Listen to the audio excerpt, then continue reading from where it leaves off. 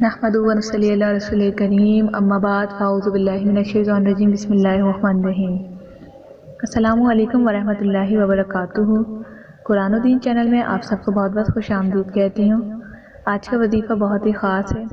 آج میں آپ کو راتوں رات مالا مال ہونے کا وظیفہ بتاؤں گی۔ بہت ہی اچھا وظیفہ ہے، میں اسے روزانہ کرتی ہوں اور دوسروں کو بھی یہی کہتی ہوں کہ یہ وظیفہ ضرور کریں۔ اس کا کوئی سائیڈ ایفیکٹ نہیں ہے، اس کا کوئی نقصان نہیں ہے۔ اکثر لوگ وظائف نام سنتے ہی ڈر جاتے ہیں، تو یہ قرآن کی ہی صورت ہے جو ہم نے کرنی ہے۔ بہت ہی اچھی صورت ہے، اور جو اس کو دل سے ہر مغرب کی نماز کے بعد پڑھے گا تو اللہ تعالیٰ اس کے رزق میں اتنی زیادہ برکت کر دے گا کہ وہ اس کی سوچ ہے۔ تو وہ عمل آپ نے یہ کرنے کے سورہ واقعہ۔ سورہ واقعہ بہت ہی چھوٹی صورت ہے، وہ اتنی بڑی نہیں ہے کہ آپ کو اس کے لیے آدھا گھنٹہ درکار ہو، بہت ہی کم وقت میں اسے پڑھا جا سکتا ہے۔ سورہ واقعہ جو ہر مغرب کی نماز کے بعد اس کو اپنی عادت بنا لیں، اس کو اپنا وظیفہ بنا لیں، آپ پڑھا کریں۔ آپ اس کو جب شروع کریں گے آپ خود دیکھیں گے کہ آپ کے رزق میں برکت ہوگی۔ اور کچھ حدیث سے یہ بھی مفہوم ہے کہ جو سورہ واقعہ پڑھتا ہے اس کے قبر کے عذاب سے بھی اس کو بخشش ہوتی ہے، یعنی دوزخ کے عذاب اور قبر کے عذاب سے بخشش ہوتی ہے۔ لیکن میں جیسے پڑھتی ہوں وہ دولت کے لیے پڑھتی ہوں، رزق میں اضافے کے لیے کرتی ہوں، تو میں نے سوچا آپ لوگوں کے ساتھ بھی شیئر کروں۔ تو اس کو آپ نے اپنی عادت بنا لینا ہے۔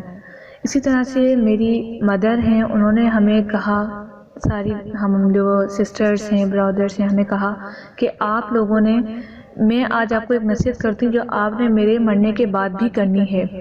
تو ہم سب نے پوچھا ایسی کیا بات ہے؟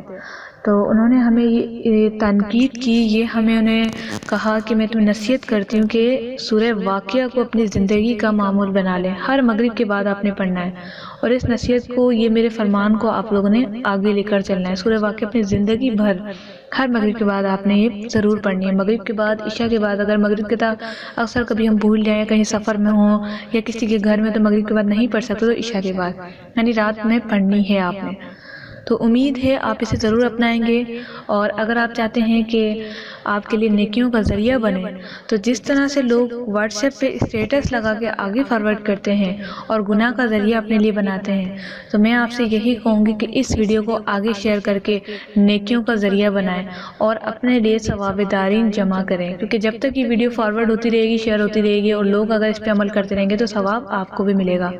تو امید ہے آپ اس ویڈیو کو ضرور لائک کریں گے، اور اگر آپ چینل پہ نئے ہیں تو چینل کو سبسکرائب کر کے بیل آئیکن کو ضرور دبائیں گے، تاکہ آپ کو آنے والے تمام وظائف، لیٹسٹ نیوز اور آپ کو اسلامک پوائنٹ آف ویو سے اور بھی مسائلوں کے حل ملتے رہیں گے۔